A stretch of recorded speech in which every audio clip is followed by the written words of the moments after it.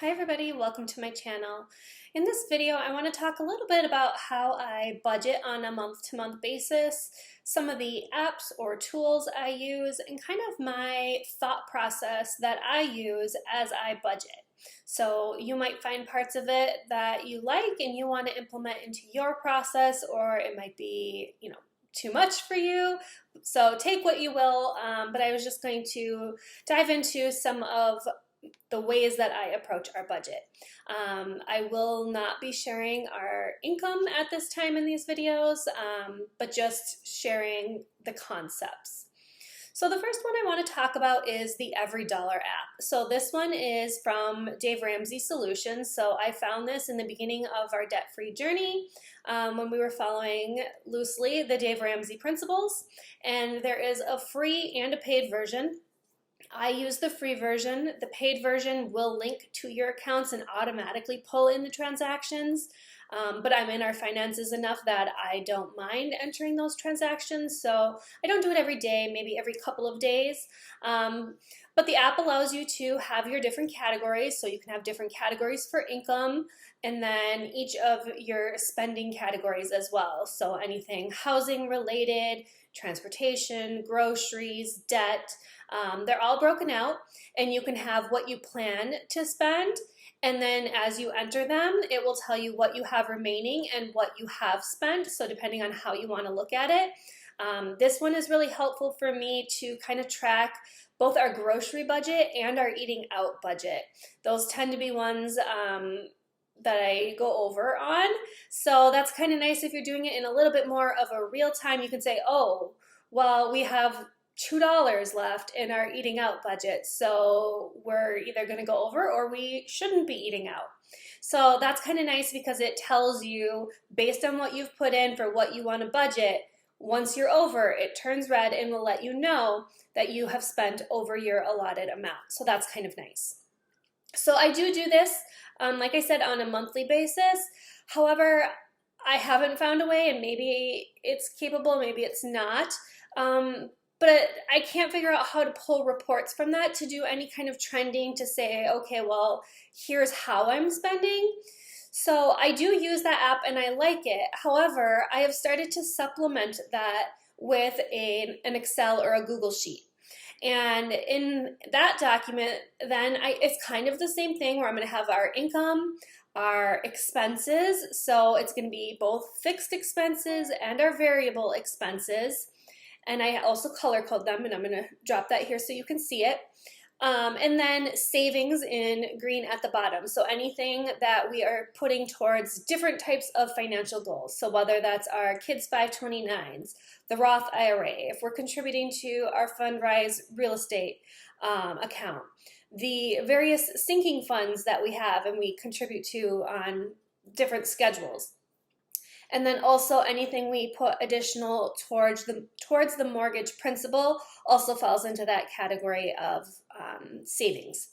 Then at the bottom, I have formulas input, so it will calculate what our total income was for that month, what our total expenses were, what that difference was, and then I also have a separate line so I can track how much actually went to our savings goals, because sometimes it's going to look like maybe we spent more than our income even was, but that could be because we're taking extra money out of savings and putting it towards different savings goals, if that makes sense.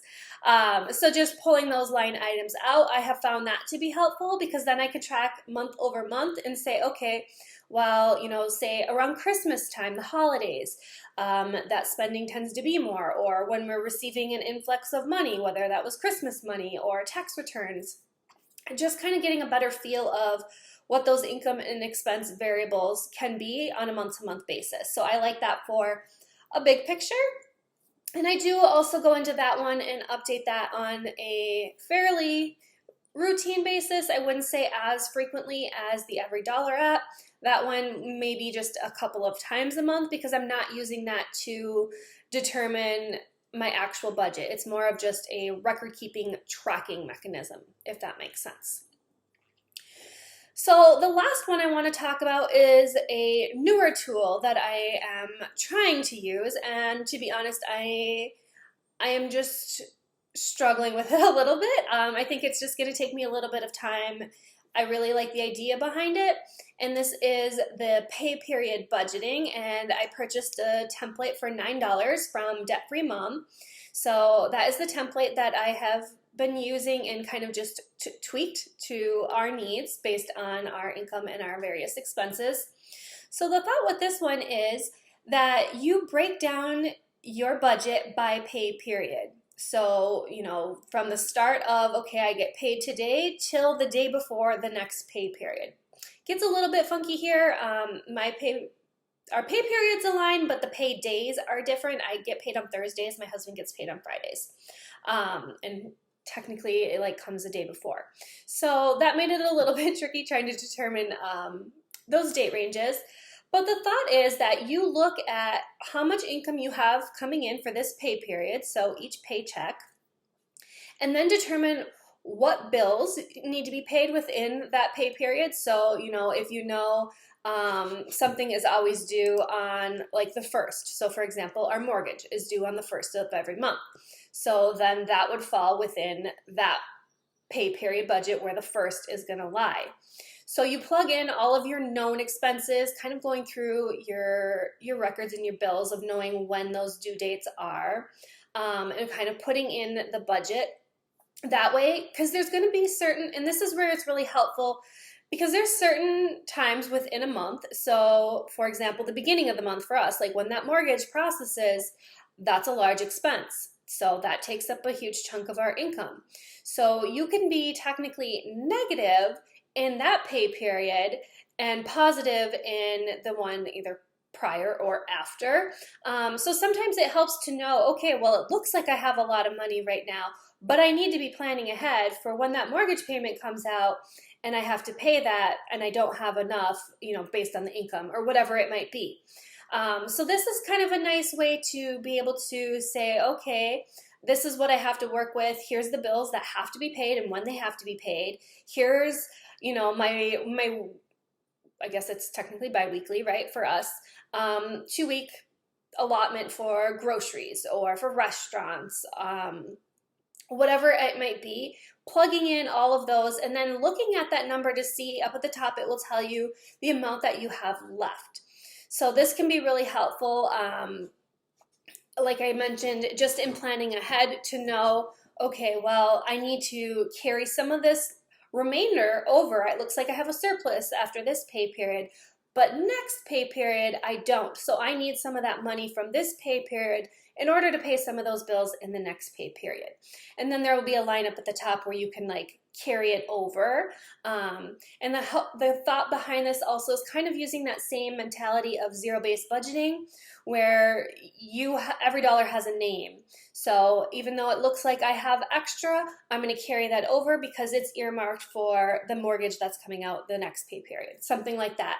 And then once that's all been aligned, if there still is a surplus, then you can use that to determine, okay, well, I'm going to use that to pay down this debt or put towards this savings. So I really like the idea of it. It also will keep track for you and determine percents of your income that you are spending in various categories, which is kind of nice. You can track that way and see, again, like where your big spending areas are. So I'm trying to love it, but just struggling, because the thought is like you put in the number that you are budgeting for, and then you change the color to know that like once it has actually processed and you update those numbers. I think that part, along with the fact that we do use credit cards quite a bit, but we do pay them off, but how to figure that in is a little bit of a piece that I am still working through. And I think as we go forward, we just have had a lot of expenses lately. I think I'm just going to work in a way to pay on that every pay period, regardless of whether it's due or not, so that it's not like, oh, we have $1,000 credit card bill and it's due now, and have it fall in the same pay period where that mortgage comes out or something like that. So just being a little bit more proactive in it so that we can still use our credit cards and do so smartly. We do pay them off in full every month. We don't carry balances, but just figuring out how to work that in a little bit of a better fashion. So it could be things that we did budget for. So for example, I got my haircut and I technically budgeted for it. However, I didn't pay for it with my debit card. I put it on a credit card and paid cash for the tip. So figuring out how to document that is a little bit where I am struggling. But Debt Free Mom, follow her on Instagram. She has a lot of really good videos that she kind of walks through how to do this. She also does some custom budgets for you, so you can fill out a sheet and send it to her, and she will actually help you to build your budget and work through that with you and give her opinion on, where things could be tweaked a little bit. So I hope you found that helpful. I share a lot about finances on here, but I don't go usually into like a lot of details with our numbers and things like that. But I did want to be able to just share some screenshots of some of the different tools that I use and kind of my mentality and my process that I work through every month when I am doing this budget. So I hope you found it helpful. Please let me know in the comments if you do have any questions, and subscribe if you'd like more videos like this and what content you would like shared. So that's it for me for today. I hope you have a great day.